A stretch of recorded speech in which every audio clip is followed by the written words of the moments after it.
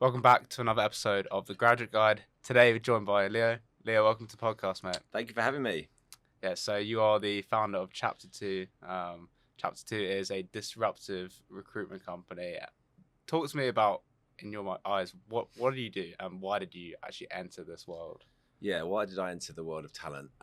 So I guess the best way to put it was I was on the customer end of talent acquisition for 15 years. So I was the global COO of a business that was growing exponentially quickly across many countries around the world. Our compound annual growth rate over 15 years was like 64%. And we had to open up businesses really rapidly from 2016 to 2019, which is when our really fast growth hit. We were effectively the cash cow to the recruitment world. You know, we spent way too much money on recruitment. Recruitment was done, and I felt in very much a transactional way. I'm not saying all of them were bad, because actually some of them I'm still friends with now. Some of them I've actually hired, but largely, generally speaking, the recruitment, the contingent model was based upon getting a hire and getting a fee. And I felt that it was transactional, slow and expensive. And when the company was acquired in 2019, I felt it was a good time for me to say, let's go and address that problem, because I felt it as a client on the customer end of it. So I actually incubated and designed Chapter 2 on the basis of my pain that I lived at Oliver. And I thought, well, if I can solve this solution for myself, then I'm going to be able to solve this solution for many other people feeling the same way. And it turns out there are a lot of people that feel the same way about talent acquisition and recruitment. So effectively what we do is we go into businesses and we design and run in-house talent ecosystems for them. So what that looks like in reality is that if there's an internal talent team that exists, we support them, nest behind them and within them to scale up and scale down, whether it be specific roles they might be looking for that aren't equipped to hire or find or source. It might be jurisdictional, so they might need to drive hiring in Germany, across Europe, and we land teams in to hire in those markets. So we help them scale up and scale down, basically. Yeah, and a lot of entrepreneurship comes from experiencing a problem and being almost so annoyed by it that you feel like you can't not go and solve it. Obviously, working at the Oliver agency, you grew and rose throughout the ranks in that company.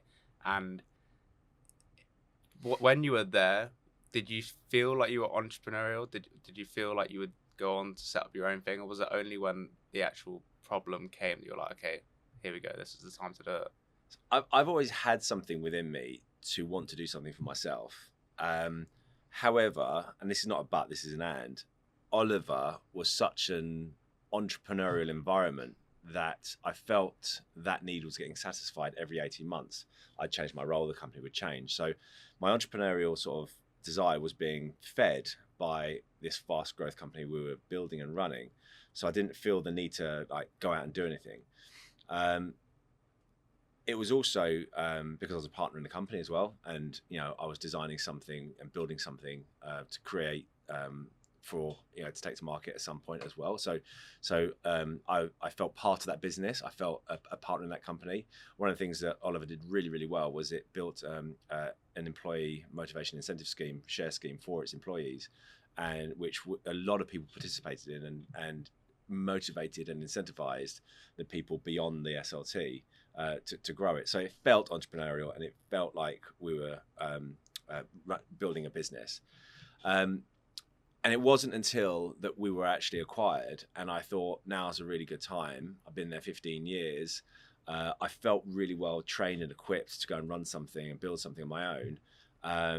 And I could hand over what I was responsible for to, you know, people that could probably take the business on. If I kind of knew where my limit was, and I'll be really honest, I was feeling like I was tapping out at my capacity. So I was running 28 countries across the world, everything from North Asia down around to Southeast Asia Pacific, India, Europe, South Africa, and even over to Sao Paulo and Brazil.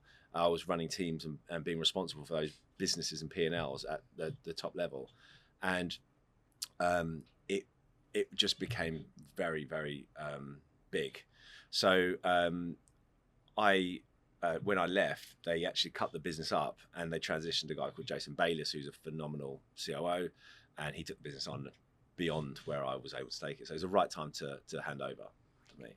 Yeah, I think it's a rarity to stay a company for like 15 years in Yeah. this day and age. You didn't go to university yourself, No. and you went straight into Olive Agency. At the time, what was the company looking like? What was desirable to you as someone just straight out of school thinking, oh, what am I going to do with my career? So Oliver wasn't my first job, but I was 22 when it was founded, and I literally knew nothing. So what did Oliver look like? It looked like Simon Martin and a laptop, literally. There was another chap called Ash Gruel who actually introduced me to Simon, and there was three of us. And Oliver was not actually the business that it is today, although it probably had sort of the sort of seeds of potential of what it is today. Well, it definitely turned into it. But if you looked at, if I said to you, if I walked you into the Oliver door of 2004, you go, what is this place? You wouldn't recognize it as a business. And that, I think that's because of innovation. You look at Nokia, you look at Samsung, you look at Apple, all these businesses that have grown, although some have plateaued. If you don't innovate, you're going to die. Nokia as an example, BlackBerry as an example. And so Oliver started out actually as a print management business. We did print, and the reason why I got introduced to Simon is because I worked for Xerox. I used to sell photocopiers, my first job. So I used to phone up people, and you probably don't even know what I'm talking about, but I used to sell fax machines. And before we had one email account for the office. That was my world. Because I knew print, I understood print. I understood marketing and the concept around printing flyers and posters and out of home banners and that sort of stuff. So when Simon set up Oliver, it was a mutual contact, Ash Gruel, who introduced us. And I think what he saw in me was just a really ambitious young guy that wanted to do something with his life, and he saw potential in me. So. I literally was like a puppy dog, effectively, and I just acted like a sponge around this guy. And Simon actually grew and learned, and every time he grew and learned, he passed that learning on to me. And I've even done a post on it today around mentoring and how important Simon has been in crafting my career, because I've done a master's, I did an MBA at Henley Business School. I didn't do university, but I was fairly well educated. And nothing can educate you like someone's mentoring when you're on the job. I think being on the job and learning on the job, because you're doing it daily and you're learning about it. Every job that I did at Oliver I was doing it for the first time. So for the first 6 months it was horrendous, because you're kind of learning, and then you kind of get your rhythm, and then come a year, I guess the best way to put it is you're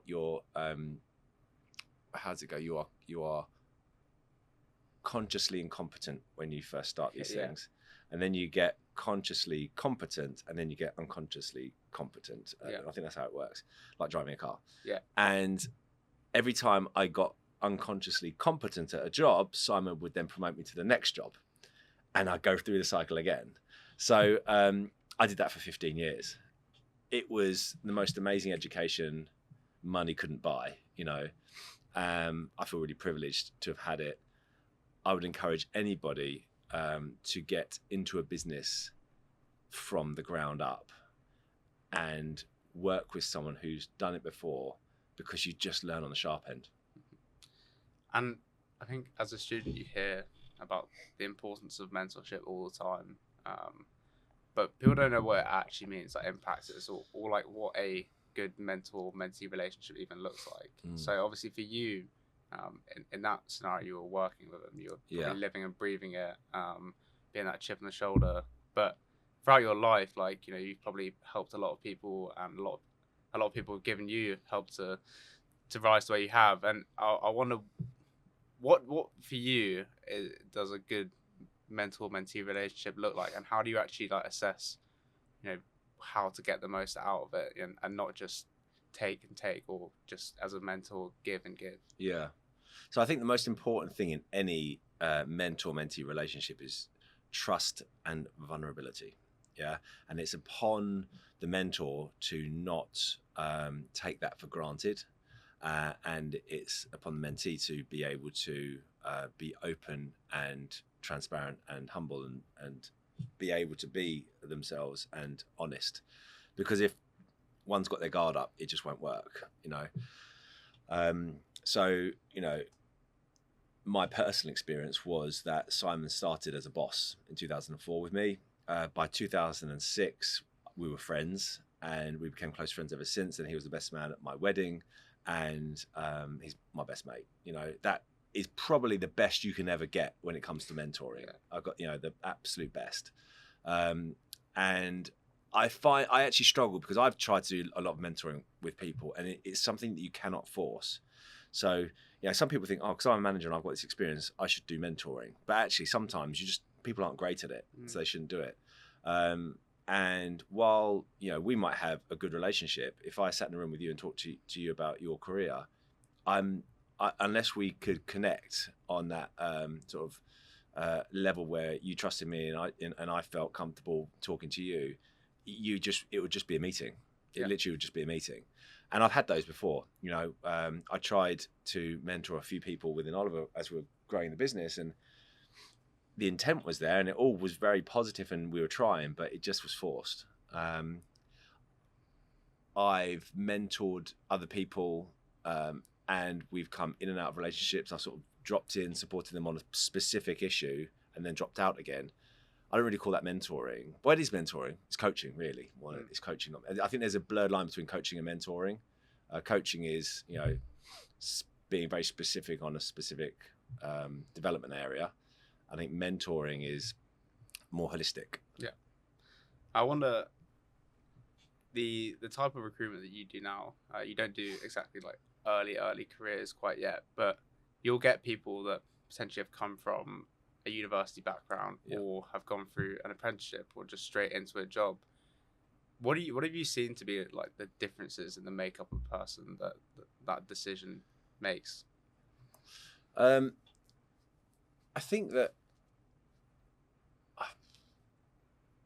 do you know what? I try not to look at what people have done previously first. If I'm meeting someone, I look at the individual, because everything else is just written on a piece of paper. And what university tells me is this person is well educated, they can work hard, they have a deep level of knowledge and experience in the specialism and you know, a trade they want to go into, whatever that be, and they're going to need probably an incubation period into coming into the world of business, and that's okay if that's what you're looking for. But it's all about the appetite of the individual. So I've got a chap who works for me. He's 26, 27 now, I think. Brad Rose. He's a graduate, did university, did a graduate scheme at LinkedIn. When I met him, I was introduced to him in a coffee shop, and I met him. Just the energy that came out of that guy and the work rate and the polishedness of him. No education is really going to teach you that stuff. So I look for a blend of the both. You know, I wouldn't hire anybody based on just their pure qualifications. I'd need to see their personality and their sort of work ethic. Work ethic is so important, and work ethic isn't just about the job you're doing. If you haven't got experience, that's fine, because the university tells you about the work ethic and the grades you got. So, you know, I think you need both. And I think the other challenge then is like, okay, someone might be sitting there saying, I have got that, I am hungry, I do want to do something, but they don't even know where to put it in the first place to prove that they are like that. And I think an element of that, what maybe students are missing in terms of how to actually land a job that you want to be in is that storytelling ability, the ability to contextualize what you've learned, your experiences, you know, even if it's not Cambridge, you know, all the traditional, you know, some spring weeks, summer internships. Like, how can you contextualize the time you've been spending and make you seem like a desirable person? Yeah. For you, working, you know, obviously in the recruitment space now, like, what do you think is the power of storytelling and actually making yourself stand out? I think storytelling needs to be woven into nearly every aspect of life. I think, you know, when people engage with people, they communicate what is going to engage the other individual more. Reading off a list, literally point B, point C, D, da, da, da, or telling them a story from point A to point Z.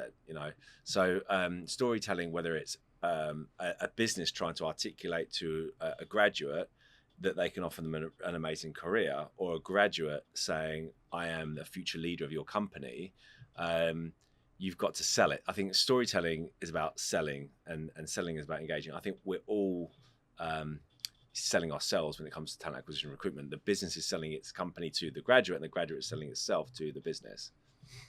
On that, you are, like I said, in the recruitment industry, which sometimes gets a bad rep for, students going into the recruitment industry. And I think, there's loads of reasons why that might have happened. But for you, and you're obviously trying to change it in your own way, what would you say is desirable about the recruitment industry for someone graduating into an industry? Coming into the recruitment industry? Yeah. I think that the recruitment industry has got a bad rap, and I think that's slightly tainted by the transactional nature of the reason why I set up Chapter 2. If you look at the people within our business, our team are the most amazing communicators. They're the most amazing people.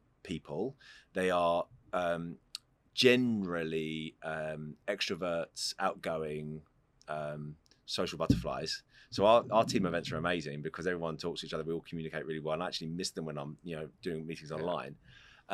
So I think that if graduates are looking for a role where you want to build relationships with people and communicate with people, and you're highly communicative, I think recruitment's an amazing career choice for you. The other thing to be said is, what could be better than helping someone get their next job that's going to get them more money to pay their mortgage and put their kids through school? I think that's overlooked. The deeper meaning of recruitment. People think recruitment are recruitment fees. That's what people think. They think, recruitment is recruitment fees, it's transactional. But actually, what we think about is, I asked in my teams, I asked for alumni of people who we've hired into our clients so we can keep track of them and watch them go through our clients' ranks. So one, proving that we hire really amazing candidates, but also making sure that these people that we brought in are having amazing careers and amazing lives because we brought them in there. It's like dating, right? If you introduce your friend to another friend and they start dating and they get married, that's amazing, right? That's really, really cool. That's what recruitment is.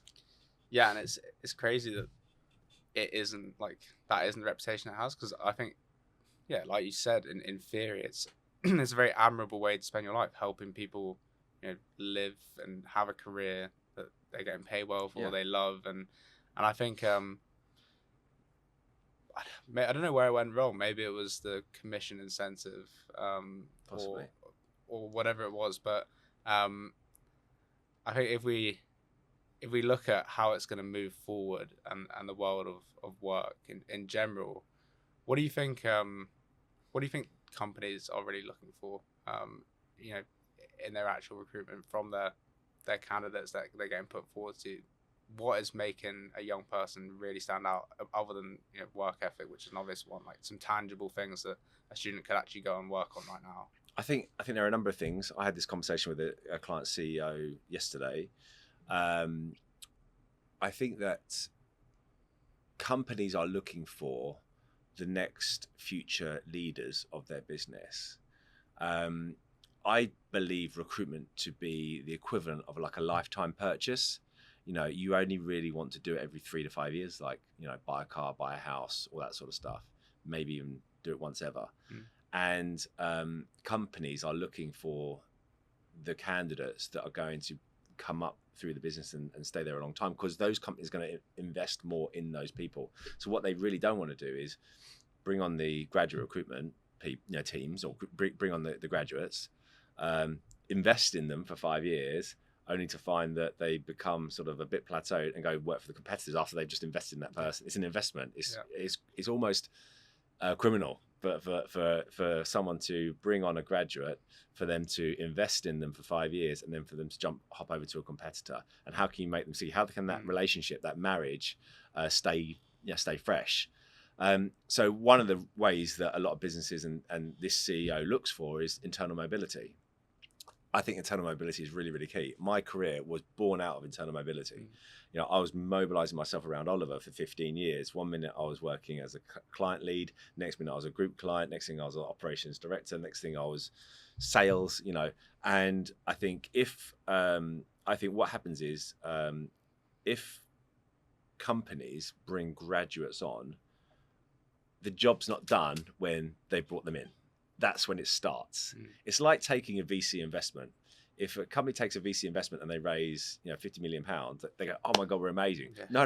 Yeah. This is when the work starts. So I think you liken that to like a graduate intake, right? We've just won all of these graduates. They've chosen us, which is amazing. They've chosen us. This is a real privilege for us. How are we going to now maximize this? And it's a relationship.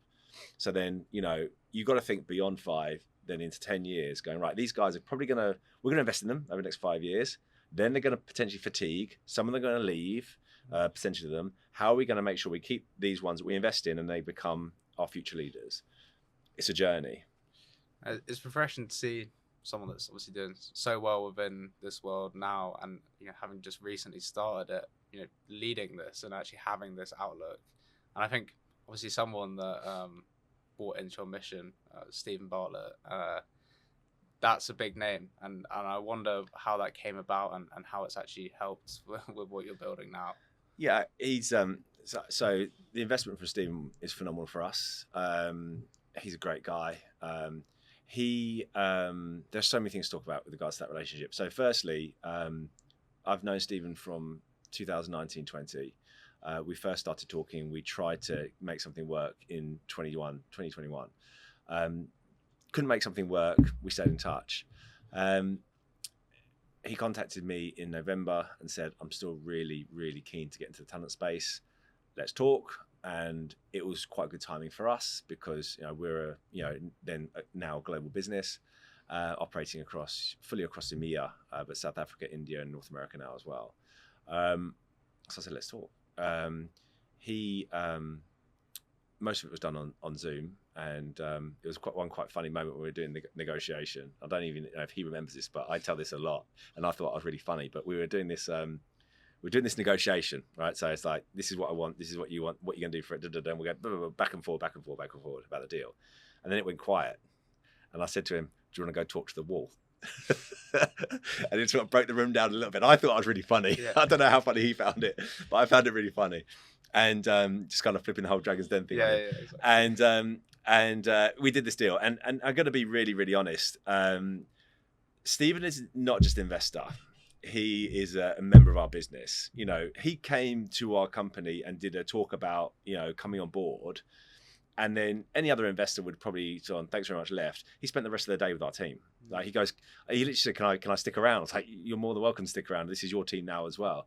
And he stuck around. He spent time with the teams, and he also, you know, we have almost a weekly call with him and how he can help us develop different products that we have within the business, and just offers his experience.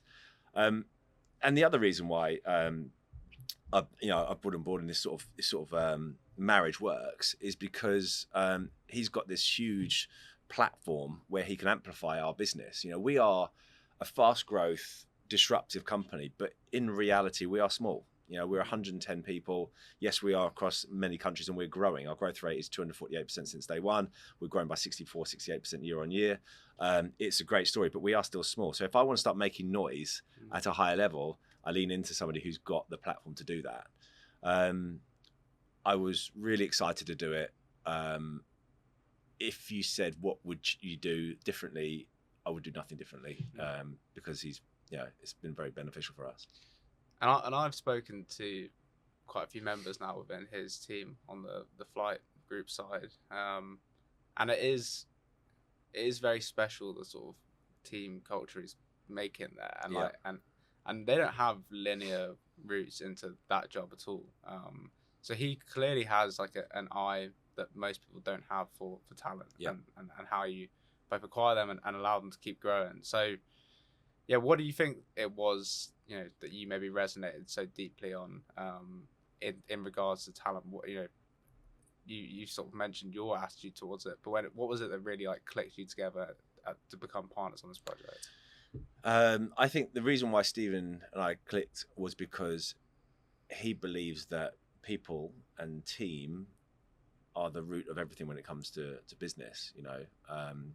The definition of a team is group of people, as he talks about, and a group of people is only based upon the connection and the work ethic that they do together, and that is delivered by a recruitment team and talent team that can do that. So he's really passionate about building high performance teams, really high performance teams, and he believes that if there is anybody who's not on board, not even from a performance perspective, but just not into it, he's like, this is not for you. Yeah, let's be friends, but this is not for you. Even in the interview processes that we've done for his businesses and his teams, we've put some outstanding candidates in front of him and his team, but there's been certain aspects that have culturally not aligned. He's like, this won't be for you. So he's not just in for the talent, he's in for the culture as well.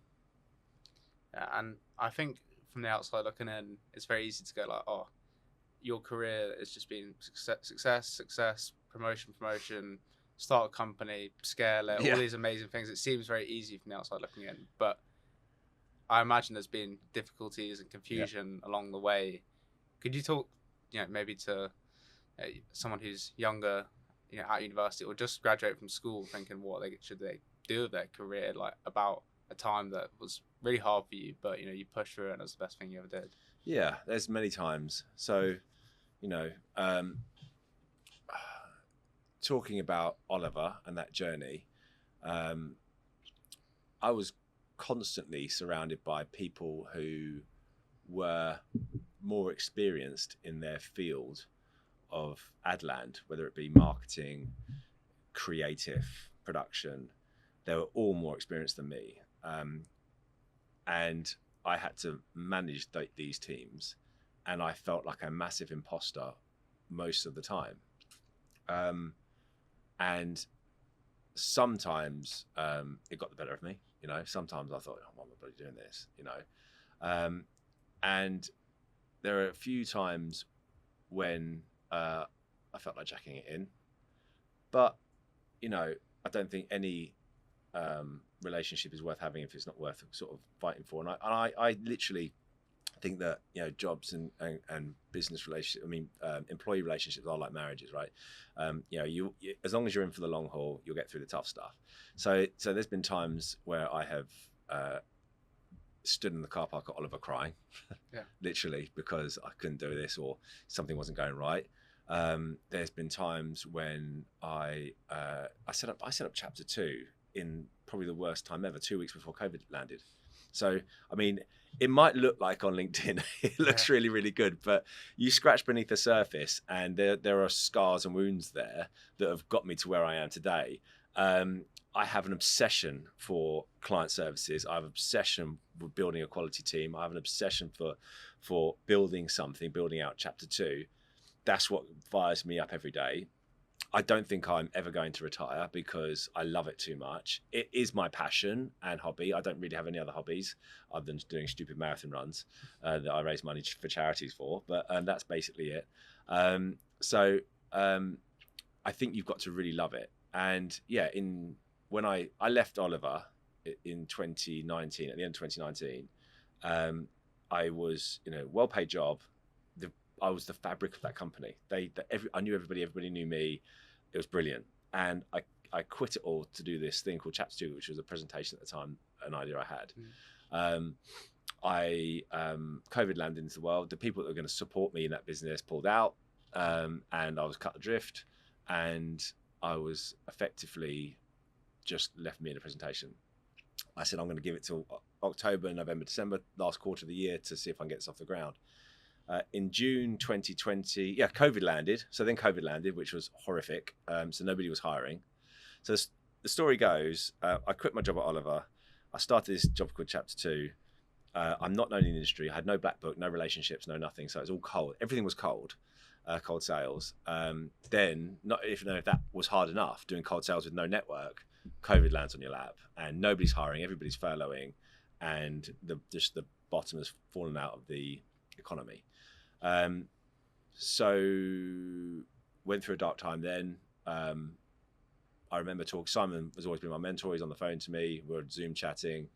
I literally I remember being on Zoom with him and having to go off camera because I was literally crying my eyes out. Messed up. I messed up, and I knew if I really asked him, I could have got my job back. Him being a mentor, and I know this about him, and I can say it quite confidently. I know I could have got my job back if I genuinely asked for my job back, but he didn't give an inkling that he would give me my job back because he knew that if he got me off the pitch, dusted me off, pushed me back out on the pitch again, I'd be all right. And guess what? I was all right. So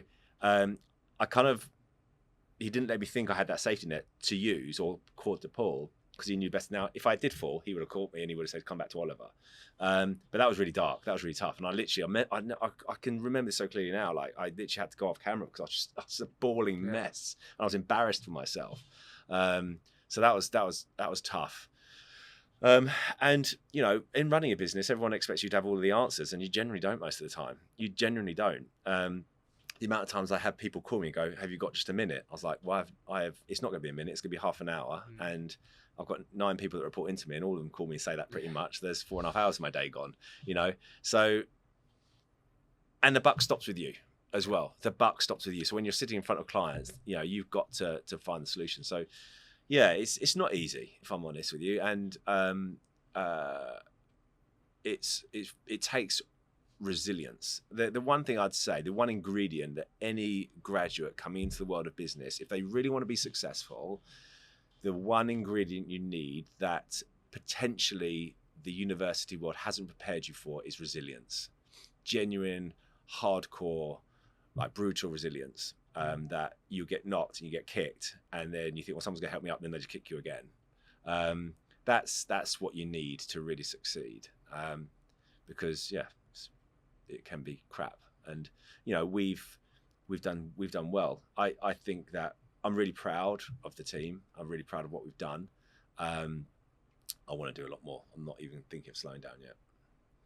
A lot of what we do on this podcast is try and tell stories so that somebody listening to this feels heard in a career sense, like they see themselves in you. And obviously you've gone on to achieve all this success, and it's not been easy. There's been hardship in it as well. But who was that 18-year-old Leo?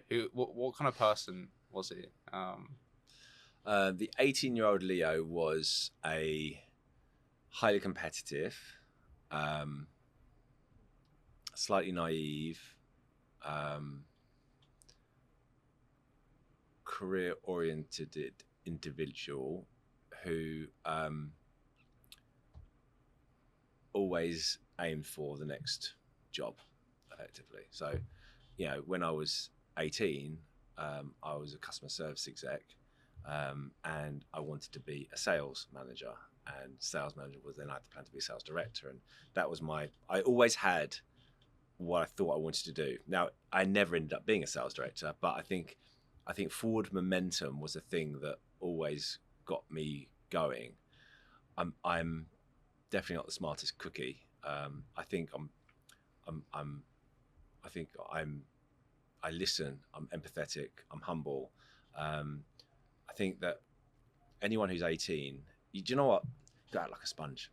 You gotta act like a sponge. I was 18. I learned from everybody. I don't care who they are, and I mean like that today. I learned from Stephen. I learned from you. I learned from everyone around me. I always act like a sponge. So the 18-year-old me is still in me now to always act like a sponge. As you get older in your career, if I'm really honest with you, like a bit of ego kicks in, and you think you've done certain things. You've got to be humble and act like a sponge all of the time. And the 18-year-old me was a sponge to learning, consistently listening and learning from anyone and everything around you, and always be open to learning. That's the biggest thing I think helped me when I was coming through my career. Because when I was put in these rooms with people that are more experienced than me, I didn't see it as I've got to like assert my authority. I was like, right, you know, I can learn from all of these people, and I've learned from some of the best in the business, because people love to give their experience as well. So people love teaching because it, you know, boosts their ego as well. So it's a win-win. Yeah, no, it's true. I think a lot of when I started this podcast, I had no right necessarily to be speaking to the people that I did, and I think whether it's, you know, to stroke someone's ego or someone genuinely wants to give back their learnings, there's always an angle when you're young and naive that you can make someone believe in your story, whether that's just like, even your curiosity and line of questioning. Like being that sponge, I massively resonate with how important it is for graduates starting their career journeys. My final question to you, which I ask every single one of my guests. Yep. When you first started out on this career journey, you had a certain idea of what success would go on to look like. Yeah. Fast forward with everything you've learned and succeeded along the way, what is your definition of success and how has it changed? I think success is a moving target, is what I'd say. Because if you said that to the 18-year-old me, that I'd be sitting here and anyone would be interested in hearing about my journey, and I'd be where I am now, and we've built a business and we've sold it and I'm building another company, that it would be incomprehensible to the 18-year-old me, because it's just so far beyond what I thought I was going to be. I think the definition of success moves all the time. What I think it is today for me is building a company of 500 people within 6 countries around the world, being a highly disruptive talent acquisition business that's consistently innovating and adding value to our clients. That's what I think success looks like today. Does that look good? Love it. Yeah. Thanks for coming on, mate. That's a pleasure. Yeah, thank you very much. That's really great. Yeah, I'm trying to think if there's anything other snippets I can give you. No, you don't need it. It's not about snippets. That was a great answer. I would say one of the other answers to that question, and one of the assets that I've been able to do, is visualization of that. Yeah. So clearly visualizing where you want to get to. I genuinely believe in affirmations. I used to, have out a post-it notes on the wall outside my bed when you wake up in the morning. These is what I'm going for, and they changes. I think affirmations and really like obsessively focusing on where you want to get to, you will get there. Trust me, you'll probably overachieve it. Like I honestly believe this. Like I opened a company with like no network, no experience. I've never done recruitment. I've run recruitment team, but I've never done recruitment. In an industry I wasn't from, in probably the worst economic global pandemic scenarios. It doesn't get worse than that cocktail. And I've come through it, and I'm not the sharpest in the box, right?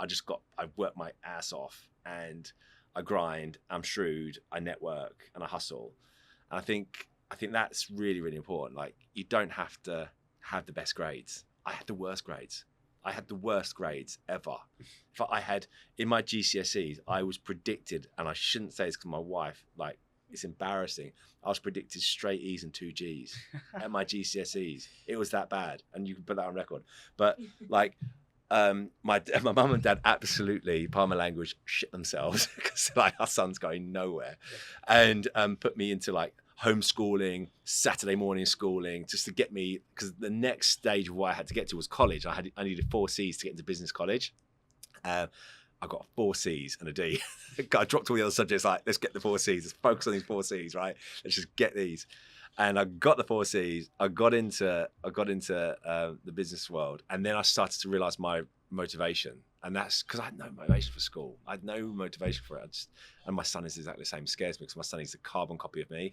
And I worry about it because he's the class clown. He doesn't care. But like, if you have a lot of the ingredients that like I've got, like, the resilience, the work ethic, the people skills, all that sort of stuff, like you will be successful. If you've got that and the academics, you'll be phenomenal,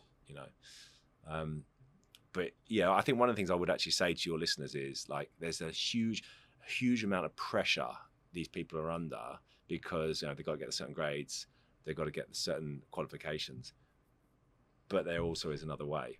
And the final thing I'd leave you with is in the great scheme of things, it doesn't matter. It Yeah. really doesn't matter. The real things to worry about in life hit you on a Tuesday afternoon and you don't even know it's that phone call. The real things to worry about in life will hit you on a Tuesday afternoon. It's that phone call. That's the thing to worry about. Like your grades, whether you're going to lose a client or not. Like I've been through all of that. You know, at Oliver, we lost a client on my watch, and I was so stressed. I was up till 4 a.m. about it, like worrying, stressing every weekend. I was sick. Did it matter? No, we still scaled a 3,000 person business and, you know, sold it, and it's hugely successful.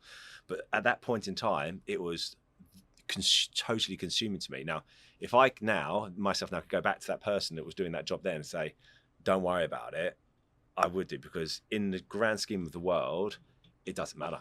It just doesn't matter. As long as you keep that work ethic, you don't get too relaxed on it not being mattered. Like you keep those work ethic and you keep the hustle, keep that grind. Like you will take knocks and there will be things that don't go to plan, but it's okay. That's, I think, the last thing I'd say. Clip it. Yeah. Clip it. There's some good, Yeah. some gems there. Yeah, Good. really Okay. good. Yeah. Cool. No.